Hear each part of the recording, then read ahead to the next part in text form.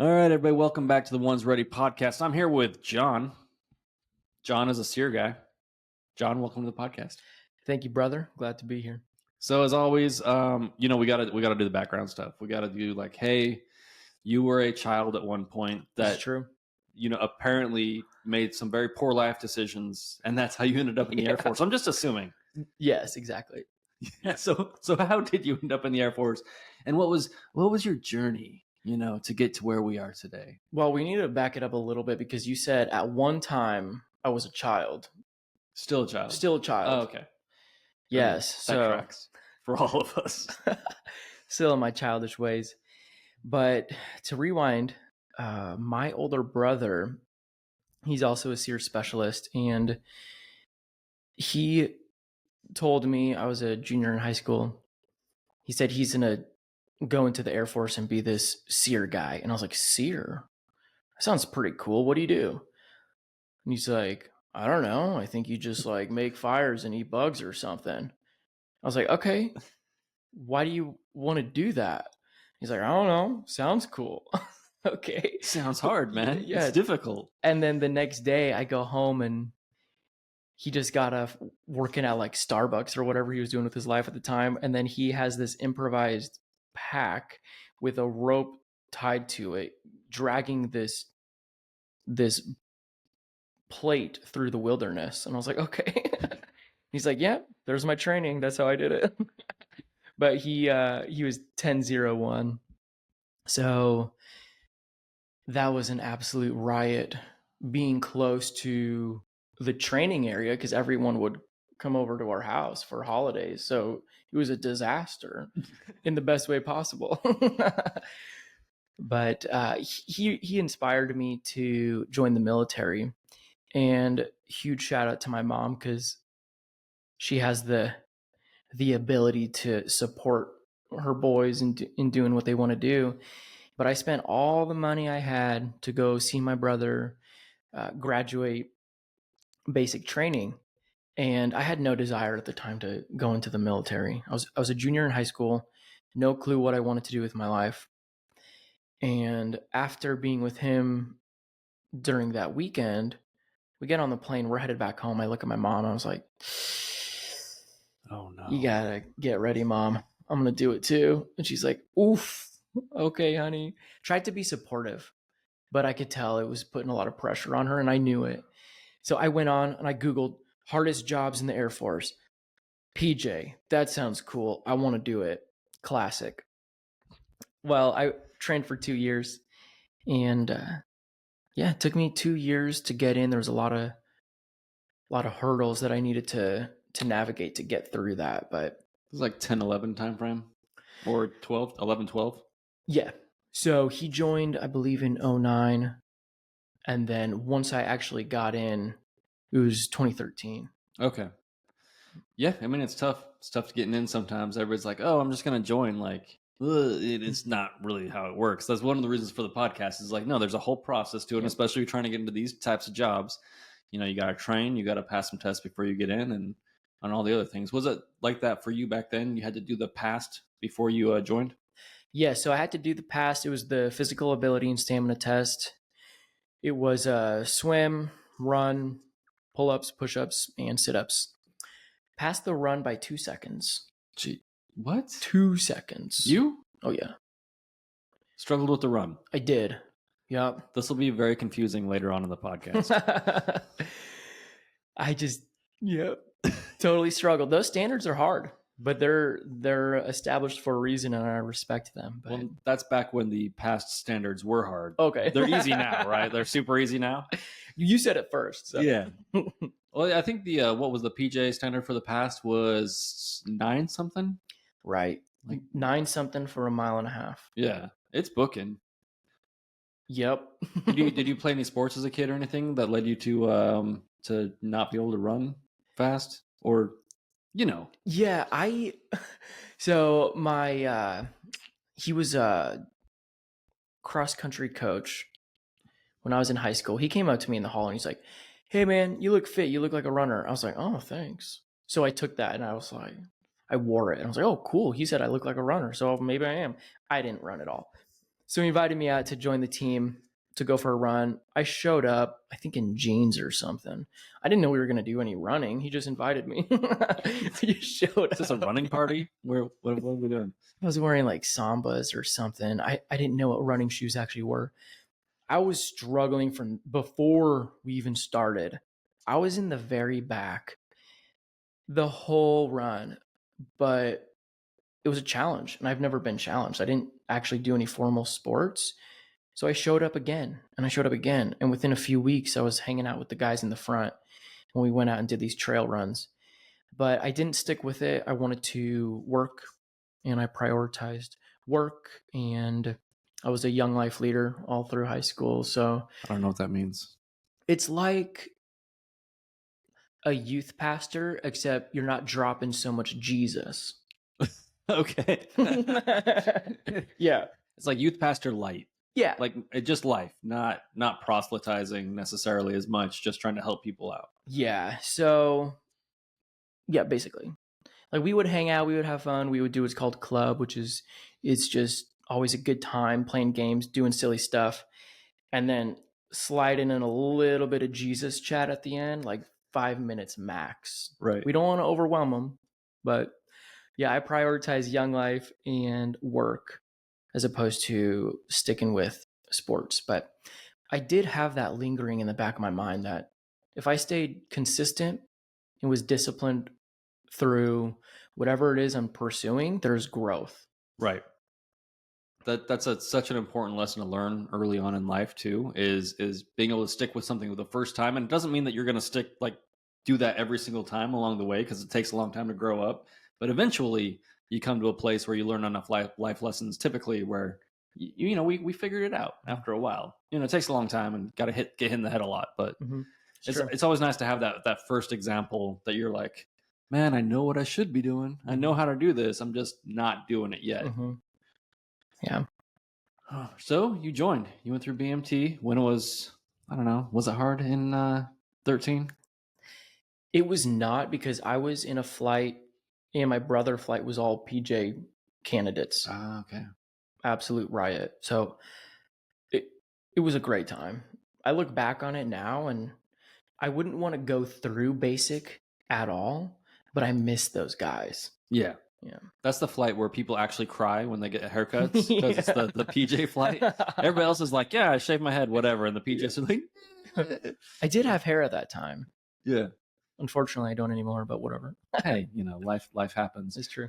So NDOC, obviously, you got to NDOC. You're not a PJ.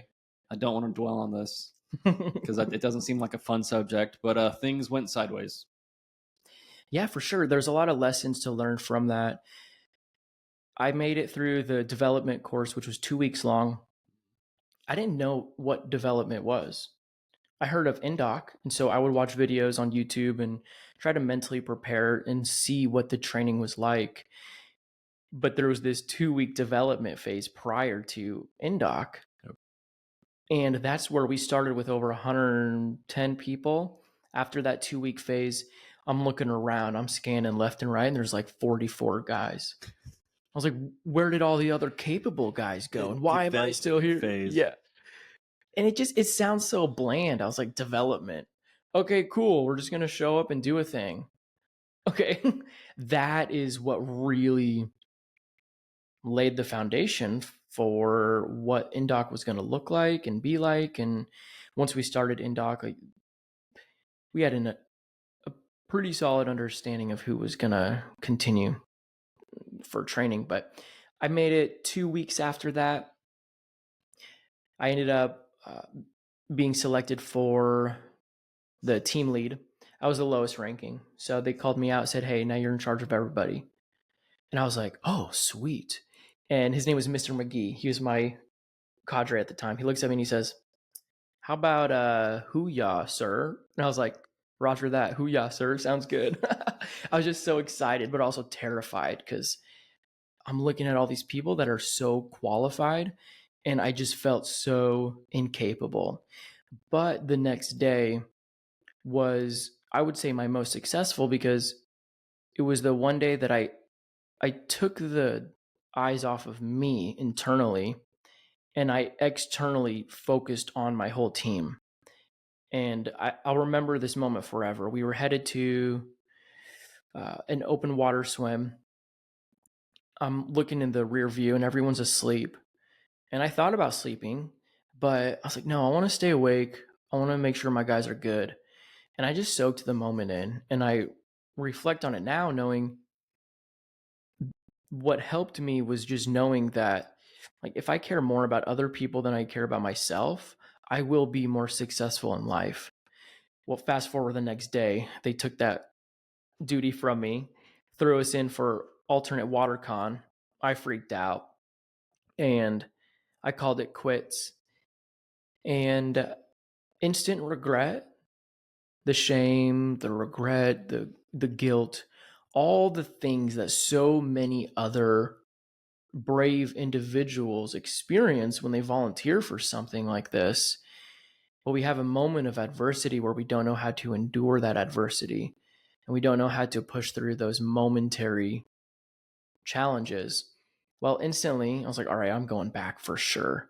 And so over the next 3 years, I was a aircrew flight equipment technician stationed at Travis Air Force Base, worked with the SERE Specialist for the whole 3 years I was there. On my off time, just trying to help them out as best I could. And that's kind of when my eyes opened up to different. To the SEER house. That's right. Yeah. Well, it probably didn't hurt that your brother had gone that direction either. Right. The thing about my brother is whenever I would ask him, like, well, what do you love about SEER? He's like, oh, I just do cool stuff. It's just fun. You get cool things and stuff. Bro, it's like we're out in the woods and we're like doing cool things. Yeah, if I want to go to courses, I can go to cool courses. And yeah, perfect. I was like, okay, can't you do that on your own time? Like, can't you go camping for a few dollars instead of like letting people like obliterate you in the wilderness? Like, I don't understand. Why do you? Okay, so I didn't have like the understanding. It's half the fun. Yeah. I do want to go back for a second. It's funny because the military can take like very mundane things and we try to like church up how it sounds. But like when you go into like when you're going into indoc and there's the development phase, and development sounds totally, vanilla. It sounds like nothing. And then alternate water con. When people are like, what is alternate water con? It doesn't sound that bad, but it is horrific. Oh, yeah. It is awful. Oh, yeah. So it was these over and backs or crossovers. I kind of forget what we called it back then. But there's a high side and a low side. And you dive in and the low side stays low and the high side stays high. Ideally, you cross in the middle and you're not punching anybody in the face. Right. Ideally. Yeah. You can imagine what There's this never is. There's never any collisions underwater. Not a single one. Oh. With all these stressed out cones just trying to make it and someone's freaking out. It's the worst day of your life. And it's like, am I high or low side? I don't know. Yeah. And someone messes it up. Oh, yeah. So we're kicking and punching and trying to survive. And it was definitely a roller coaster. But what I trained for is like just like feet on the side of the pool and then doing those sit-ups. Yeah. Like I trained for those because they seemed uncomfortable and I saw it on YouTube and I was like, oh, I got to get in there and do that. And so that it's very uncomfortable, but I practiced it. So I was able to be calm when we were doing that exercise, but everything else, it was new to me. I didn't know how to adapt. And it wasn't the yelling and screaming from the cadre because I felt like they were sharking me, which was all eyes on me is what I felt, because I was highlighting myself as this vulnerable human because I was struggling. It wasn't the yelling and screaming. It was my cadre looking at me just like you and I are right now. And he's like, you don't have to do this. Hey, bro. Yeah, you volunteered for this. Like, it can stop if you just get out and quit. That is one of those things, because we'll hear those stories a lot where people were like, oh, cadre hated me, like they were all over me. It's like, well, if you separate yourself from everybody, like, and you need attention, like I want to get to that point where you make that decision now as soon as possible. Like you're either going to continue or you're not, like, and you just, that's what the cadre are really doing, is they're just confronting you in that moment and kind of forcing that decision as quickly as possible instead of just letting it go. Yeah. So it's tough. But Yeah. like, so you're hanging out with all the SEER bros out in Travis, which is a nice area, I think, right? Travis isn't that bad. Yeah, it's not bad. It's like a Central California area. Northern California, in between Sacramento and San Francisco. NorCal. Yep. Yeah. So nice weather, lots of running out there. Yep. So and then you decided to go SEER, the other side of Guardian Angel. Yes. From the pararescue guys. That's right. So I was at Travis for a year and hanging out with the SEER guys.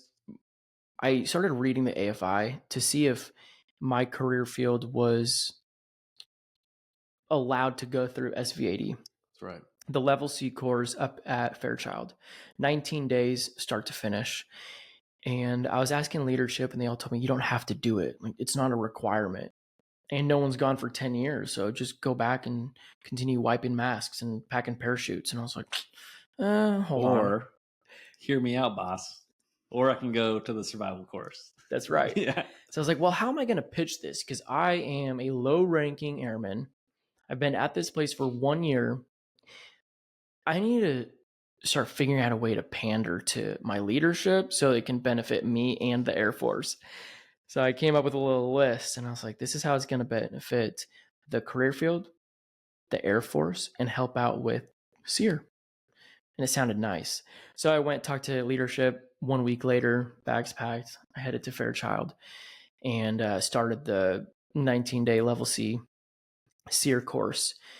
The first day I was there, I was looking at the instructor who was teaching over 100 individuals, and I'm scanning the room. I'm like, man, I joined the military because I wanted to serve and I wanted to help someone.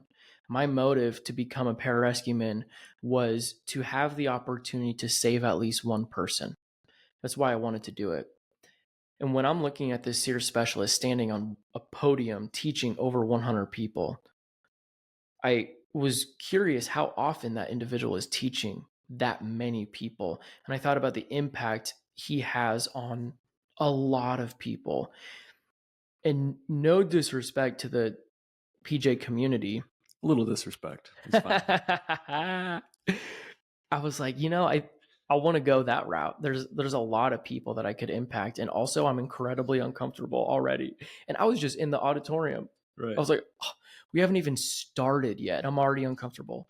But I knew from earlier in my life, I was like, I'm capable of learning through extreme discomfort if I allow myself to continue to endure. Yeah. And so I finished that training. It was incredibly uncomfortable. Well, this is the course, right? I've heard we keep saying SV80. You're a SEER guy, so you know what it means. Mhm. But it's the course that all air crew go through, all the special warfare candidates go through, and it's like the first thing. Is it the first thing that survival guys have to go through before they go through all the rest of the training? Right. It's part of a prerequisite. So if you want to become a SERE specialist, you go through SERE Specialist Training Orientation course in San Antonio. It's 3 weeks long. If you make it through that, then you'll go to Fairchild and you'll have 6 months-ish of prerequisites. It's all the courses that we end up teaching if you graduate. So you go through those courses first, and then you start your 5-6 month official training. Right. Yeah, so it's training for high risk of isolation or high risk of exploitation. Mm-hmm. Well, and not to like get off topic, but like SEER and pararescue, they are related, right? Like you guys give someone the opportunity to do what they can do, and hopefully, if the PJs are needed, that gives them the opportunity to get to the place and location and survive long enough for the rescue team to come get them or anything else like that, or for them to rescue themselves. Right. Okay. So you went through SV80. It was a good time. I heard they can break bones if they need to, right? Is that a rumor? I don't know. It is.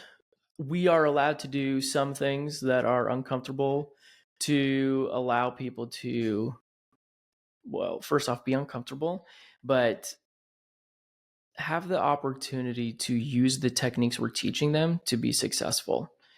And ultimately, my why when I went through training was just understanding the reality, which was someday someone is going to have a very bad day. It's probably going to be the worst day of their life. And we're not going to be there to hold their hand and help them. So we're going to go through voluntary discomfort for a period of time, learn as much as we can so that we can impart those skills on someone who needs those skills. Right. So that they can survive and return with their dignity. So that was my grounding why going through. But can we break fingers? Can't say. I know it's as soon as I asked it, I'm like, well, you're actually a SEER guy, and there's like things that you're not allowed to talk about. But it's just we talk about it all the time on the podcast, where it was like, oh, like I heard at SEER they can do this and this and this. And we're like, what are you talking about? Like you think we're gonna send all the pilots through and just start like breaking their hands and all this other stuff? Like it is uncomfortable. It's definitely it's one of the few places, or one of the only training events I've been through, one of the few training events I've been through where it kind of feels like some things could happen. Like they work very hard to make it feel like terrible things could happen, right? And it's very uncomfortable. Absolutely. So we don't break any fingers, and where we're at right now is different than where we were in the 80s. If you talk to someone who's been through SEER,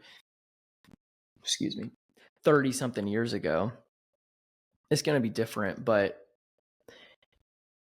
we put people in uncomfortable situations, and it's to put them through stress inoculation. And then if we think about the impact of the fear of the unknown, like we're in our brain, we're thinking the worst thing is going to happen.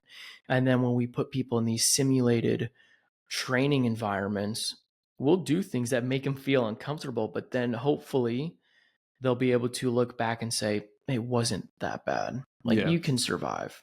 But like, it's funny though, you were talking about day one in like the little auditorium classroom, and you can look around and you can see the people that are already like, oh yeah, just full of anticipation for the terrible things that are coming their way in their mind and it's way worse in your mind than it, like you said, than the actual event.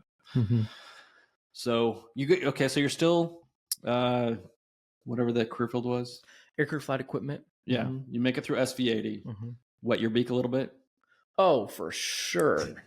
So I had to go back to Travis. I had 2 years before I was able to retrain. Oh, geez. So I blew up this 4-year calendar, and I wanted a visual of like this long range plan, but I didn't want to burn any bridges. I didn't want to not care about the job that I had just because I knew I wanted to pursue something else. I needed to be good at my primary job because that's what the Air Force pays me to do. So I showed up to work every day. I did the best that I could. I also volunteered my time to work with the SERE specialists. And I knew that the training was going to be the hardest thing I've ever gone through. So I started doing harder things because I learned from quitting pararescue that I don't think I had enough opportunities in my life to push through momentary adversity. So I needed to seek it out. Right. So I started doing like Spartan races all the time. And have you ever done them? No. Oh, really? No. They're fun. Oh, I'm sure they're fun. I'm terrified of like liking things. Oh. Like I math it out, and I'm like, this is how many hours I have. These are the things I enjoy doing. Right. If I add more things that I enjoy doing, like people are like, oh, you should start surfing or riding motorcycles. I'm like, absolutely not. Like that's doing Spartan races. I'm like, then that's all I'll think about, and then I'll become obsessed with it, and that's all I want to do. That makes a lot of sense. I respect that. Yeah, it's a good boundary. So that's why I'm a negative Nancy about a lot of things. Yeah. But I love what you said about being good at your job. We talk about this all the time too. Is guys are like, oh, what's important in retraining? It's like, I don't know how many packages came across my desk, and I'd call their supervisor, and it's like, so tell me about this dude. They're like, man, he might be good for you guys, but like all he does is talk about, I want to retrain into special warfare, and like just totally blows off his job. And I'll tell you, from a functional standpoint, the person approving your retraining paperwork, that's not a good look. I'm not impressed by that at all. So that's awesome. Yeah, absolutely. And if someone's listening to this wanting to retrain into any career field, my recommendation is just do your primary job as best you can. and don't burn any bridges, because I know people who retrained, they were successful in the retraining process. They didn't make it all the way through. And guess what? They went right back to where they were with a A3 bag of sorries. You know what I mean? Like, hey guys, I'm back. Are you happy to see me? Oops. No, they're not. They're not happy to see you. Yep. So you got the paperwork done. Eventually you had to wait. So you did all the training. I also like that you said you were seeking out the difficult things. I'm sorry, I derailed us at the Spartan race. Oh, no worries. And then you put the paperwork in, and it worked out apparently. So I spent 6 months filling out and submitting the paperwork. It's a lot. Then, oh, absolutely. And what I learned from that is very quickly I realized what I'm trying to achieve, my peers have not attempted. So I can't seek them for guidance. I'm like, hey, supervisor, how do I do this thing? They're like, I have no clue. And I was like, this sounds like the first phase to the training I'm about to start. So the principle of figure it out was starting to be ingrained in my brain. I was like, I have to figure all this out on my own, because no one's going to help me, because they don't know how. They're ignorant, which makes sense. But that was a good learning lesson for me. Oh, it's like retiring and active duty people giving you advice. It's exciting. Oh, that makes sense. They're like, well, you shouldn't have to. You're like, you how many times have you retired Yeah. there, boss? 0 times? Oh, okay. Well, this is also my first time. Yeah. So, yeah, but like that's another thing though is we'll see folks come through the retraining process, and I'm sorry to get stuck on retraining. That's what I did for a while behind a desk, and they won't figure things out. Then they'll hit me up with like a million questions, or they'll hit the functional up with a million questions. Like, hey, guy, I'll answer a couple of your questions, but like I have a whole pile of other people that figured it out, and that's part of retraining into especially these career fields. Like I don't want a person that I got to hold their hand the whole time. And so like onesies, twosies questions, fine, and I'll point you in the right direction. But if you can't figure this out, like I'm going to put you through the hardest survival schools, I'm assuming, that we have, and you're going to have to figure that out, and you're not giving me a warm fuzzy right off the bat. Right. Yeah, absolutely. Being self-sufficient is huge. There's time and place where leaning on a team is absolutely necessary. I think for SERE Specialists, we need to harp on the fact that you have to be self-sufficient, because our primary job is instructors. So when we're teaching, no one's teaching our lesson for us. We are going through a lot of different training to learn things so that we can figure out a way to deliver that in a way that makes sense to the student. But no one's teaching that for us. So we have to be self-sufficient in teaching those lessons, because it's our responsibility. But, there's a time where it's appropriate to ask for help. But yeah, there is a time. Probably not the paperwork time though. Probably when things are getting real hairy. Yeah. That's the time for, and typically though, like you'll see it on teams, like when you're going through the training, if you're a good teammate, you don't really have to ask for help all the time. Your teammates will know, like you've never been in the back of the ruck, formation before. One day is just not your day, and you're struggling a little bit. Your teammates will naturally, if you're a good teammate, tend to try to help you out. But if like it's a trend, and then the next day you're in the back, and then the next day you're in the back, it's like, man, we can't. You're gonna bring us down. You become an anchor, But like if you have like one bad day, your team will typically rally behind you and do whatever needs to be done to help you out. Absolutely. Yep. So how was it coming on over? Was it exciting? It was exciting, but something happened once I submitted that retraining package. Oh no. So I got denied retraining, and I didn't know why. So I submitted everything. I thought everything was cool. And then I got an email notification from AFPC that stated, you didn't get selected for retraining, but they didn't give me a reason. Well, I'm a senior airman at the time. I'm not going to change the Air Force's mind. So I had to figure out a way to accept it. And I feel like I've been resilient in a lot of ways in my life. So I was like, I gave it everything I had. I can't do anything about it. So let me take this momentum that I have, which was geared towards helping and serving people. So I was like, okay, fine. I'll just get out in 2 years, be a firefighter or EMT or something. Well, my leadership found out that I got denied retraining, and they wanted to just have a conversation for peace of mind so that I can have that peace of mind and continue with my primary job. So they pull me into an office, have no idea what this conversation is going to be about. It's me, my leadership, and then who's on the phone is someone from San Antonio. They were a SEER psychologist, and they just wanted to have a conversation. Right. And they asked me, which surprisingly, out of the whole 6 months that I spent submitting that package, nobody asked me formally, why do you want to be a SEER specialist? And this SEER psychologist asked me, why do you want to be a SEER specialist? And I told him, because like I was telling you earlier, I know that someday someone's going to have the worst day of their life. And if I can volunteer for this momentary discomfort, then I can learn a lesson to give to them so they can survive and come back home. And then towards the end of the conversation, he said, yeah, something about like mental health, not saying I was a people person. Like I'm not relatable with others. So I said, okay, I personally don't agree with that. But mental health saw something in me that said, this is not a people person. So, okay. Well, the psychologist asked me, is there anything else you'd like to say? And I just said, congrats to those who are fortunate enough to go through the training. I'm happy for them. And he said, gear up.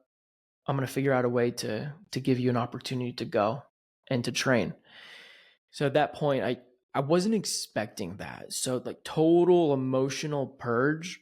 I'm a disaster of a human. I'm crying uncontrollably because the Air Force made up its mind. Like, what am I going to do?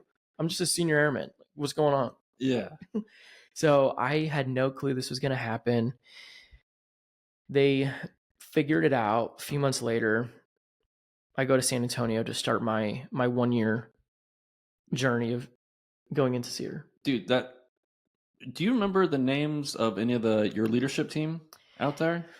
Because like that's the fact that they like wanted to give you some like closure on this thing. They obviously knew that you were a hard worker and you were trying really hard to get into this thing, and they probably wanted to know as well, like what, like this dude, like obviously you'd made an impression with your leadership, and then they went out of their way to get this dude on the phone and to be like, what is like, can you explain to him why he wasn't selected? And like that's, I don't want to say that's unusual, but it's awesome. You know what I mean? Like that's leadership right there.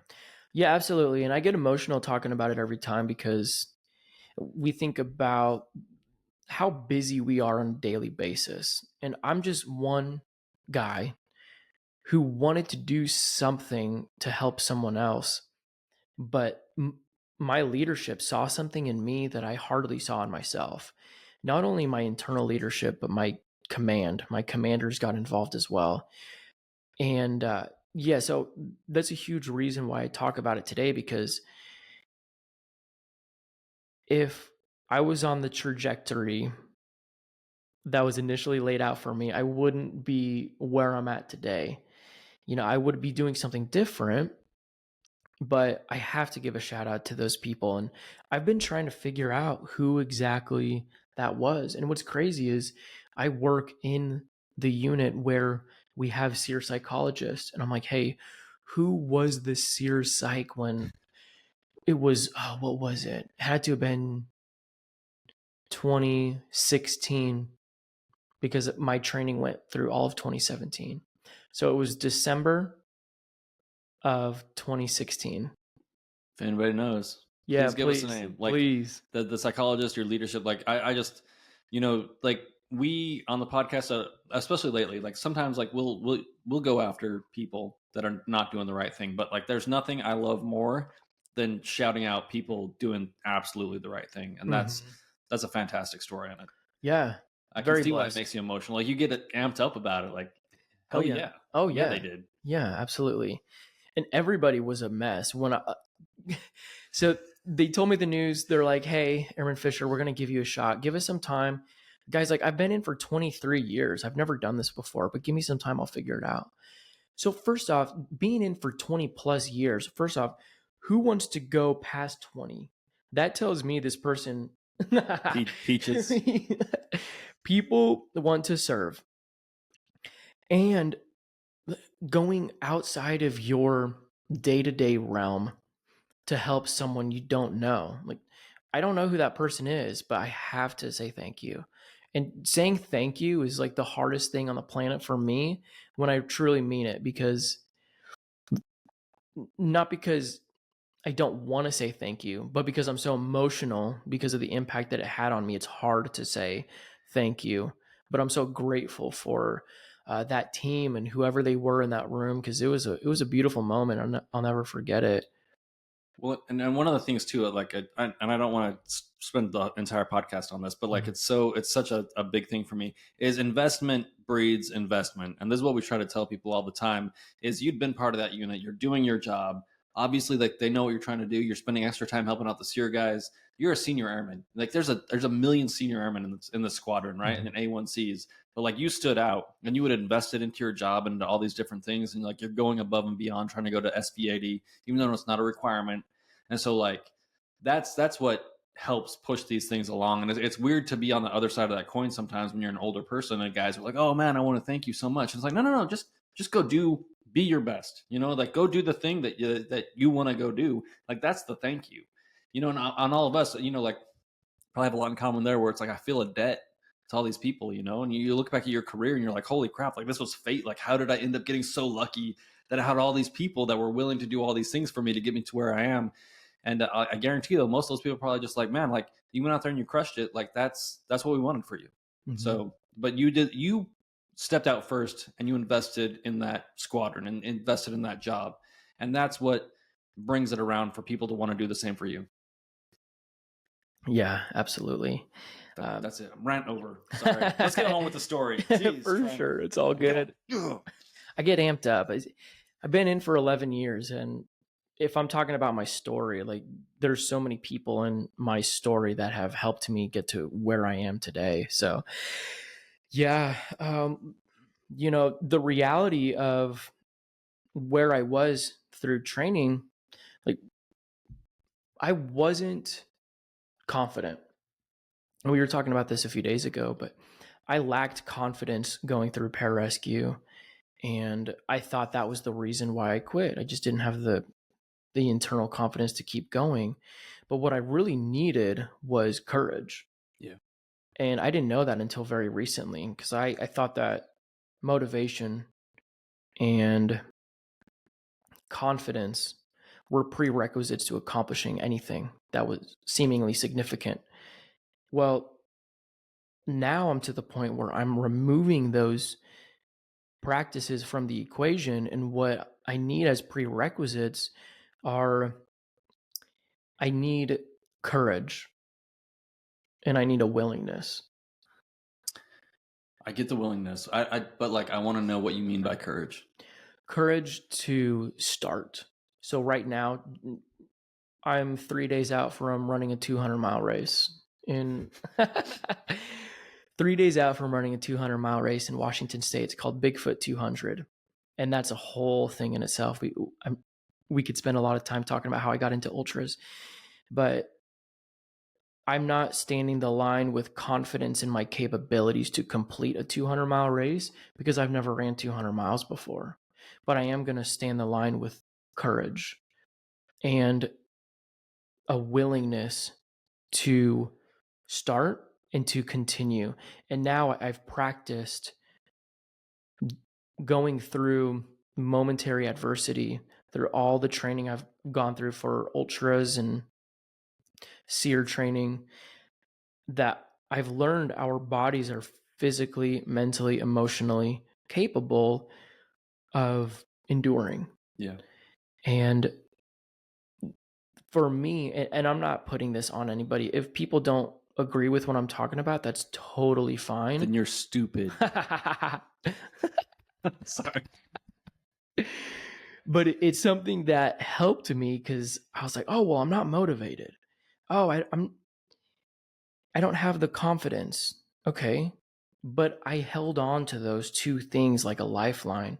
And when I lost the motivation or I lost the confidence, I felt like I lost my lifeline. Yeah. So now what really grounds me is my foundation and courage and a willingness to do seemingly insurmountable things. Well, it's scary to try to do something, and we see it in the pipeline all the time. We see people quit before they fail. Mm-hmm. And I think that's where that courage comes in, is the courage to keep trying even though you feel like you're bringing your team down. You feel like you don't have the confidence or the motivation. And so, like, why should I keep going? It looks like I'm just going to fail. And it's like, it looks like everybody's going to fail in the beginning. You know, at the start of a 200-mile race, everybody looks like they're going to fail. Like, it's 200 miles. That's insane. Mm-hmm. At the beginning of the pipeline, it looks like everybody's going to fail. Like, nobody's going to maintain confidence and motivation throughout the entire thing. But like you said, like that courage thing to like wake up and be like, okay, like Yeah. let's just keep going, see where this goes. Like, and I might fail, and I think that's people would rather do it on their own terms and just like cut that early because they don't have that lifeline anymore, instead of just like going forward and failing, because that for some reason is way scarier. The fear of failure or the fear of success, both those things people quit over. Mm. Yeah, that's huge. We could talk about that for hours. Well, you live in San Antonio still. Yeah. Yeah, anytime you want to. Here we are. Yeah. Yeah, I just limited myself by what I thought I couldn't do. Yep. But what I've learned through running ultras is they're compartmentalized opportunities to learn life lessons and apply those lessons into daily life. And the ultimate theme is just show up and try. You're going to fail. Like, the trails represent life. Like, there's ups, there's downs, there's uncertainty. Sometimes you can see where you're going, sometimes you can't. Sometimes I know where this trail is going, sometimes I don't. Sometimes it's going to be super steep. Well, guess what? Sometimes it's going to go down. So they give me opportunities to understand my character and how I move through running ultra marathons, whether it be a 30 mile or a 100 miler. Like, they're all opportunities. Yeah. Even if it's a 3 miler, it's still opportunities to show up for something that I don't always want to do. Most of the time, I don't want to do it. Yeah. Yeah, for sure. Especially in San Antonio, it's 100 degrees on average. Like, there's a lot of reasons why I don't want to do something, but maybe there's always one reason too, which is here's an opportunity. You know, maybe I don't know what I'm going to gain from it when I start, but when it gets uncomfortable, there's an opportunity to keep going because life is uncomfortable. So if I can give myself opportunities to learn through this discomfort that is momentary, how can I apply that to tomorrow or today when it gets challenging? Well, it's the willingness to chase the unknowns, right? Like, you know what you're going to get for not doing it. You get to spend more time on your couch or whatever, right? You get some comfort. You know all about that. Mm-hmm. But like to make the decision to go chase the unknown, the lessons learned, you have no idea what's out there. You don't know what's going to happen, and that's really what it is going out there and seeing what you're made of, and being willing to learn those lessons, because it's hard. Mm-hmm. And I do want to talk about the SEER pipeline real quick, because we haven't done a SEER episode in a while. Cool. So let's just, if you don't mind, we have some time. Let's if you run through like the SEER pipeline and then kind of your experience in it, so that people can be like, well, you didn't even talk about SEER. Like, we'll talk about SEER. Absolutely. Everybody chill out. Yeah, calm down. I'll get there. So this is John Fischer's story. We got to the beginning of my training. So I had to go through the SERE Specialist training orientation course twice. I've always gotten cold sores. Like, when I get stressed or if there's like high winds or something, I get these cold sores. So the first time I went through stock, I went and told the medics towards the end of week 2. I was like, hey, I got these cold sores. Back at my home unit, I have all this medication. Can I get some of that? They're like, yeah, sure, stand by. They're like, don't come inside. 2 minutes later, I'm going inside with all this equipment that I just sewed for 30 something hours. Proctor, who was running the course, is like, stop, you can't come in, you're contagious. And I was like, oh, okay, well, what do I do? He's like, if you want to go through this course, then you're going to have to come back at the start of next course and do it all over. So I was like, oh, okay. Yay. So I did, and made it through. And then I was PCS up to Fairchild, spent a few months going through prerequisites, which consisted of all the formal courses that we teach for any aircrew that need that training. So it was water survival, parachutes. We went through that SV80, that 19-day course again as a prerequisite. They didn't let you just skip it. You had to go through again as a candidate. Well, actually, I do regret not going through it again because it'd been 2 years since I went through it, but I had a certificate, and they're like, "Oh, we'll just let you do something else." So I didn't have to go through it again. But I do regret not doing it because there are so many things I could have learned from that again. But it's okay. Yeah. And then I went through the 5-month formal SEER pipeline, and it was biome training. It was like your ability to instruct. It was captivity survival. Oh, it was so many different things. We used to call it advanced beatings. That's what we used to call it. Yeah. Yep. Just a little extra love. It was a good time. Yeah, but we went to the training area, which is a temperate environment. You see all types of seasons. So we would be out there, 3 feet of snow, negative 10 degrees outside, or 110. We went to desert. We went to open ocean. We went to tropics. Oh, I'm probably missing something. Coast. Did we say Arctic? Oh, Arctic? Yes. So Arctic was after graduation, but it's still a requirement to get your upgrade training. Yeah, it's like a 5-level requirement. Yeah. Yeah, and then the captivity survival, Yeah, that happens. That stuff. I do want to. So, like, obviously, these things are difficult. You're learning how to survive in all these environments. But I'm a positive person, and I want to look back and say, and I want to ask, because I look at the SERE Specialist training book, right, and I'm like, that looks awesome. These guys must have an enormous amount of fun doing all of these, the train ups and all these things in all these different environments. How much fun was it? I can sit here, look back on that, and I'm just filled with joy because the stories that you make or the stories that you get to be a part of, in the moment, you're like, this is a disaster. Like, what am I doing? I literally took a gigantic dump unintentionally on my survival vest in the middle of an urban evasion exercise. Yeah. It was me and 2 other guys. We were smashing MREs, which is like these meals ready to eat, tons of calories. We're moving. A few minutes later, I'm like, I got to go to the bathroom right now. I was like, boys, hold up. I dropped everything. I just squat down, drop a turd. And then what was funny about that is I didn't hear it actually hit the ground. I was like, oh no, that's not good. Yeah. And then I look, I'm like, oh my gosh, like just directly in the center of my survival vest. Disgusting, absolutely disgusting. And I'm walking around like I couldn't wipe the leftovers off for the whole rest of the training. And I'm just very present with my chosen circumstances. I'm like, man, I am covered in my filth. I chose this. But now I look back on it and I'm like, nobody forgets that. Me and those 2 other dudes, not going to forget it. We still joke about it to this day. So when we think about, sitting around a fire and we're sharing team stories, like they're just memories that last a lifetime. Yeah. So it's beautiful. Yeah, it's kind of hard to sum up, but just a really special moment when I was going through the navigation phase. Right now I'm 145 pounds, and that's what I weighed when I went through team. Just shredded though, shredded and yoked. Thank you. I'm carrying I don't know, 70 pounds, it seems like, and we're going all over the place. I think it was like 70 miles through 6 or 7 day period.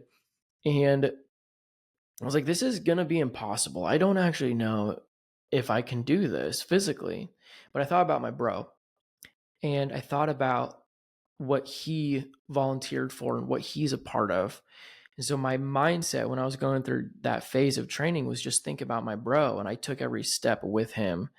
And then I got up to the highest point in that training area, Kalispell Peak. And it's above the smoke line. So everything was like on fire. But we got so high, it was past the smoke line, and we're on this peak and looking out. And I just reflected on every step that I took to get to that point. Yeah. And I was like, well, I'm not dead yet. So let's just keep going. It's tough for the little guys, you know? I think on my cherry blast, my first jump, you know, at the unit, I was definitely carrying more weight than I weighed, you know, because I was like $150 at the time or whatever, silliness. But it's tough. But like, yeah, it's all of it's worth it, right? And and it's hard. And we all have like certain tricks and tips that we use to get through those hard times. Certain voices that we use in our head.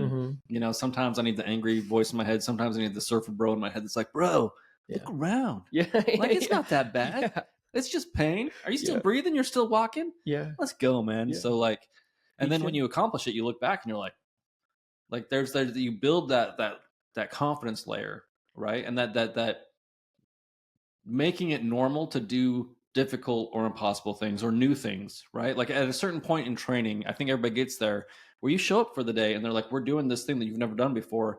And at some point you're just like, yeah, okay. Like you don't even stress about it anymore. You're like, oh, I've never done that before. Like, let's go. It's going to be crazy and disaster and whatever. And you just start accepting new and difficult tasks instead of like stressing out about how hard it's going to be. Right. That's encouraging for me because I was talking about this 200 miler.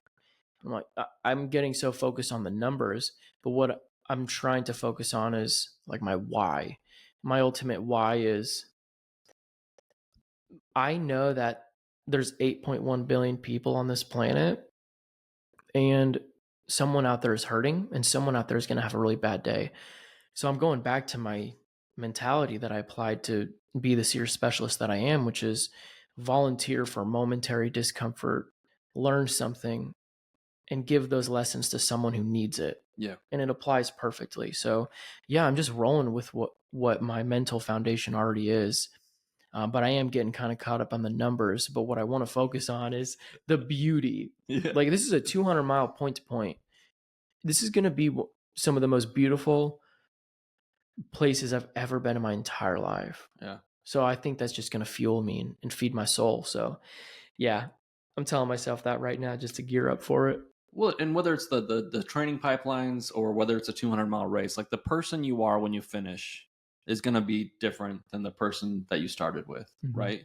And that's really like why we do anything, right? Like I want to see who I am on the other side of anything that we're doing, you know, like whether it's a business venture, whether it's a podcast, which is incredibly uncomfortable to start, whether it's, you know, any of the physical events that you do, like who is waiting, what version of me is waiting on the other side of this, you know? And that's, and you know, being a little bit older and seeing folks go through the pipeline and all these other things, it's amazing to see that, to see the person they become on the other side. Like they're still the same person, but different. Yeah, absolutely. I wrote down this phrase on this whiteboard that we have in our office. It was just a piece of encouragement. I wrote down, the person that you want to be is directly in front of you.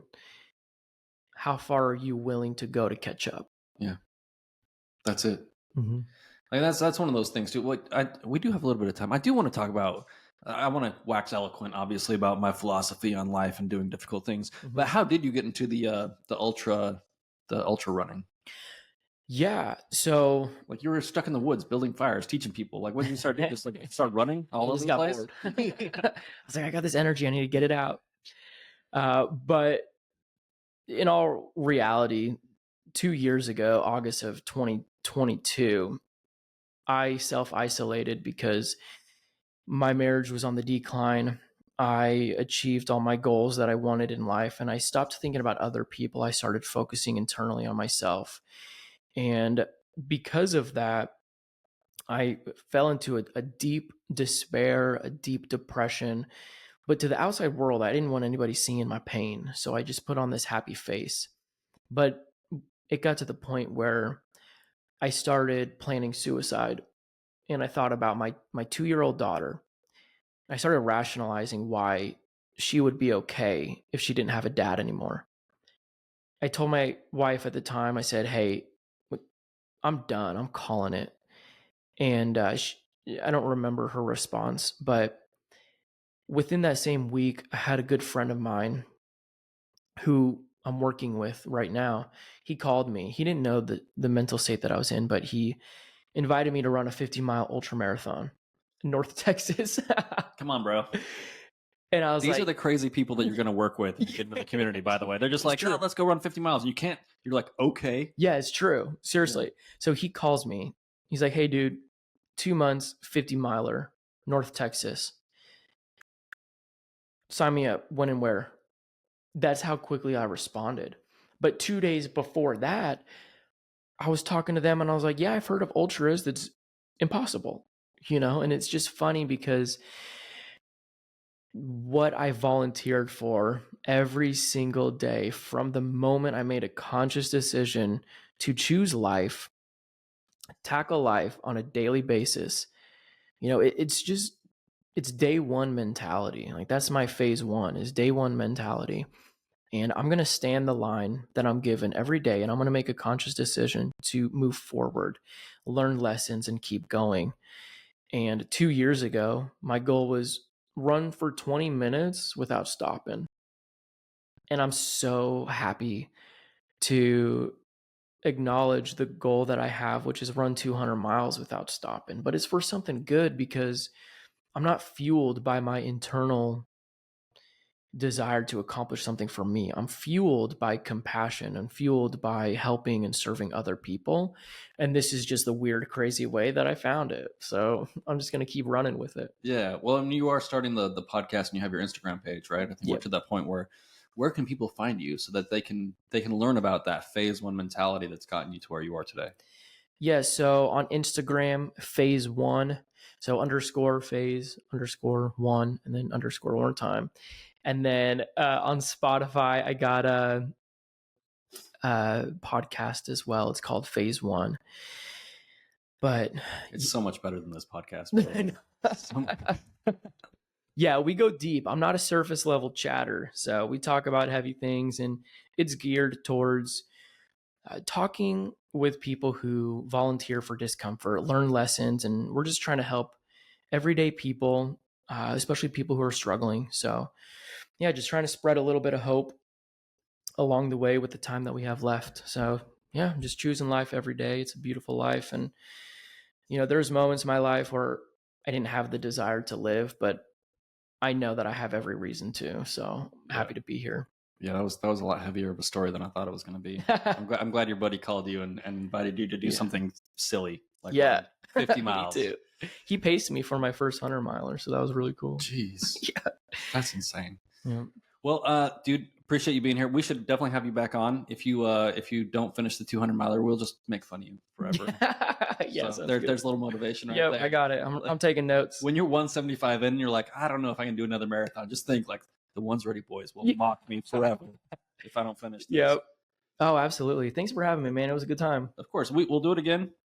Check them out. Phase _phase_1_ on Instagram. Yes. And then Phase One podcast, wherever podcasts are at, or just Spotify, right? Just Spotify for now. Yeah, it's going to get huge. It's going to be awesome. Thank you. But you're a crazy dude. And folks out there, you gotta find something to live for. And if you need any motivation, here it is. You got Thank you. You got it all right here. So appreciate you coming on the podcast, brother. And we'll catch y'all next time. Later. Thanks, brother. That was awesome. Appreciate you, brother.